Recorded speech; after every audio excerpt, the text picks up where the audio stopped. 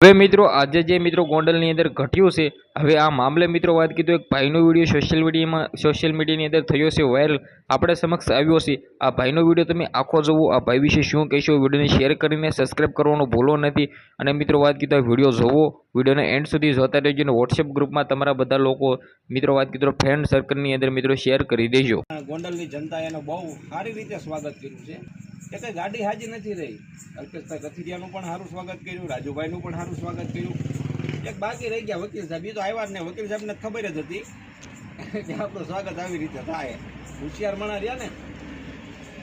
એટલે મારી પબ્લિક જોતા એટલું કહેવાનું કે જયરાજસિંહની લોકચાહના હતી ત્યારે લોકો એના પક્ષમાં આવ્યા અને એના પક્ષમાં ઊભા રહ્યા અને વિરોધ દર્શાવ્યો। જે સુરતમાં મિટિંગો કરીને જે ગોંડલની છબી ખરાબ કરવા માંગતા હતા ને એ લોકોને પૂરેપૂરો પાઠ ભણાવ્યો। ગોંડલમાં જો ગુંડા રાજ હોત તો પબ્લિક અત્યારે એના ફેવરમાં ન હોત। જે લોકચાહના ગોંડલની છે એના હિસાબે જયરાજસિંહ વારંવાર છૂટાય છે અને પટેલ સમાજ જયરાજસિંહ હારે ઊભો રહ્યો, ખંભેથી ખંભો મિલાવીને એ ગોંડલમાં આજ જોઈ લીધું। પટેલ સમાજ તો ઊભો રહ્યો પણ 18 સમાજના લોકો જયરાજસિંહ હારે ઊભા રહ્યા હતા। આ દાખલો ઠેઠ દિલ્હી સુધી પહોંચશે કે એક ધારાસભ્યના પક્ષમાં ગોંડલ આખું ઊભું રહ્યું અને જે વિરોધ કરવાવાળાને પૂરેપૂરો પાઠ મળી ગયો। અફસોસ તો એ વાત છે કે જે વકીલ સાહેબ બધું ઠેકડા મારતા હતા સુરતથી, વકીલ સાહેબ ન આવ્યા।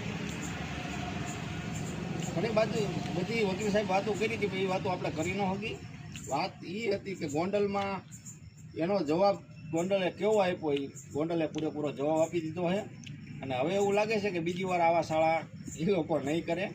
એટલે ગોંડલમાં ગુંડારાજ નથી, લોકોની લોકચાહના છે અને લોકચાહનાના હિસાબે વારંવાર જયરાજસિંહ છૂટાય છે અને આવનારી 2027ની ચૂંટણીમાં પણ ગોંડલની જનતા જયરાજસિંહ છૂટાવશે એ આજે જોઈ લીધું।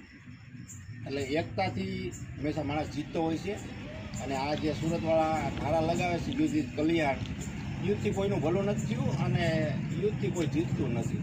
યુદ્ધ ઇઝ કલ્યાણ, જો યુદ્ધ કલ્યાણનો તમારો નારો હોય તો કાશ્મીર માટાણે જરૂર છે, ત્યાં વ્યા જવાનું તમતારે। બસ એટલું જ કહેવાનું। આપણે ગોંડલની લોકચાહના જોઈ લીધી, તો કે મેં તો રૂબરૂપ જોઈ હતી આજે આજનો માહોલ, બહુ મજા આવી મને તો જે જોવા મળે એમાં। જય માતાજી।